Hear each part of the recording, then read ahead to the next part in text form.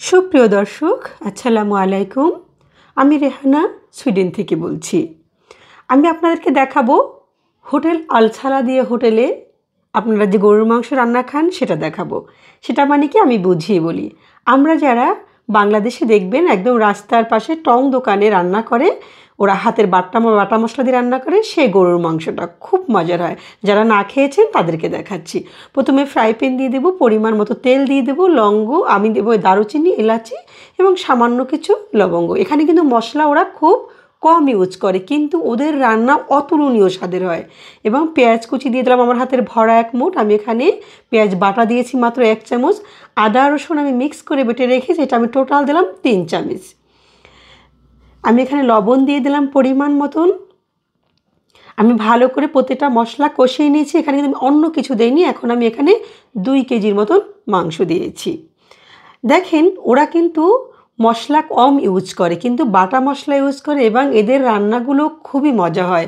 আপনারা যারা রাস্তার পাশে যে ছোট ছোট টং হোটেলগুলো থাকে, এই হোটেলগুলোর খাবার যারা খেয়েছেন তারা কিন্তু জানেন খুব মজার। আমি ওদের কাছে জিজ্ঞেস করে শিখে নিয়েছি। এরপর আমি হলুদের গুঁড়ো দিয়ে দিলাম। এই পর্যায়ে 2 চামচ পরিমাণে হলুদের গুঁড়ো দিয়ে দিলাম। দিয়ে এটাকে আমি ভালোভাবে নেড়ে নেব, মিশিয়ে নেব। দেখেন আমি প্রসেসিংটা দেখাচ্ছি আপনাদেরকে কিভাবে তৈরি করি।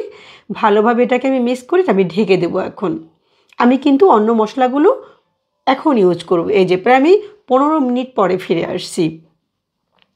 এর ভিতরে আমি 2 বার কিন্তু এটাকে ভালোভাবে নেড়ে দিয়েছি যাতে নিচে না লেগে যায়। দেখেন এখন আমি এই পর্যায়ে এখানে কিন্তু দারুচিনি বাটা, আমি আপনাদেরকে বলছি আমি কিন্তু দারুচিনি বাটা ইউজ করতেছি। ওরা কিন্তু দারুচিনিটা বাটা দেয়, এটা খুব স্বাদ নিয়ে আসে। এই যে রাস্তার পাশের যে হোটেলগুলো, আমি এখানে দিয়ে দেব জিরা বাটা 2 চামচ পরিমাণে, দারুচিনি বাটাও আমি 2 চামচ পরিমাণে দিয়েছি। আমি ধনিয়া বাটা দেবো এখানে 2 চামচ পরিমাণে। সব কিছু বাটা মশলা আমি ইউজ করবো এখানে। এই জন্য এদের রান্নাগুলো খুব মজা হয়। ওরা বেশিরভাগ মেয়েরা রান্না করে। এই যে দেখেন আমি এখানে কিন্তু বাটা মরিচ ইউজ করব। ঠিক আছে, এখানে আমার বড় 2 চামচ হবে এখানে বাটা মরিচ। ঝালটা আপনারা আপনাদের পরিমাণ মতো দিবেন, যে যেরকম ঝাল খান সেরকম দিবেন। এখানে কিন্তু তেমন বেশি কোনো মশলা ইউজ করব না। দেখেন কত সহজে খুবই সুস্বাদু করে এই মাংসটা রান্না করা যায়। আমি সেটাই আপনাদেরকে দেখাচ্ছি। একবার অন্তত ট্রাই করে দেখবেন প্লিজ। খুব মজার এই রান্নাটা। একবার রান্না করলে দেখবেন আপনারা বারবার এটা রান্না করার চেষ্টা করবেন। আমি ভালো করে এভাবে মেখে এখন এটাকে আমি ঢাকনা দিয়ে 15-20 মিনিট পরে ফিরে আসব। এই যে দেখেন আমি এর ভিতরে কিন্তু 2-3 বার আমি এটাকে নাড়া দিয়েছি যাতে নিচে না লেগে যায়। ভালো করে আমি এটাকে কষিয়ে নিচ্ছি। কিন্তু আমি প্রায় 20 মিনিট পরে ফিরে আসছি।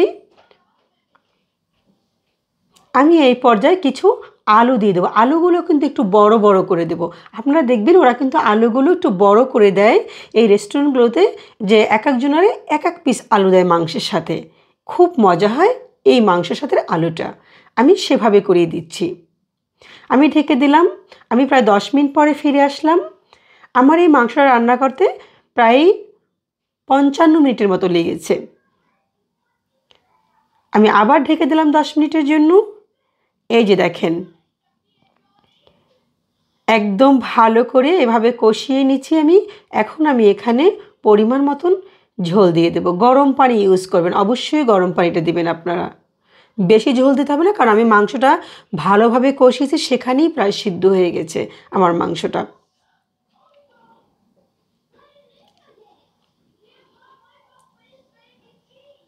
এটাকে আমি আবার ঢেকে দেব 20 মিনিটের জন্য। আমি এখন ফিরে আসলাম। দেখেন আমি কিছু কাঁচামরিচ দিয়ে দিলাম গোটা, ফ্লেভারটা আসার জন্য।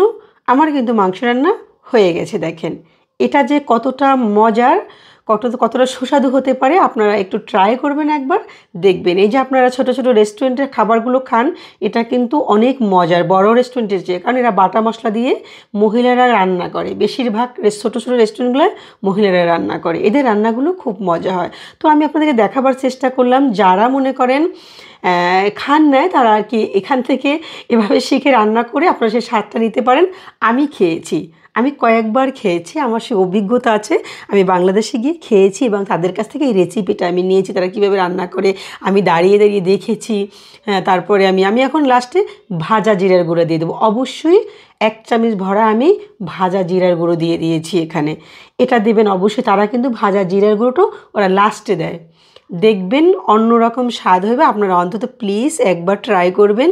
তো যদি আপনাদের ভালো লেগে থাকে আমার এই রান্নাটা, আমার চ্যানেলটাকে সাবস্ক্রাইব করবেন, পাশে থাকবেন, অবশ্যই লাইক কমেন্টস করবেন, শেয়ার করবেন। আর ভালো থাকেন আপনারা। তো ঠিক আছে, আবার দেখা হবে অন্য কোনো সময় এরকম মজার কোনো নতুন কোনো রেসিপি নিয়ে। সাধারণভাবে রান্না করা যায় যেটা, সেটাই আমি আপনাদেরকে দেখাবো, যাতে সাধারণভাবে আপনারাও রান্না করে খেতে পারেন অসাধারণ স্বাদে। আল্লাহ হাফেজ।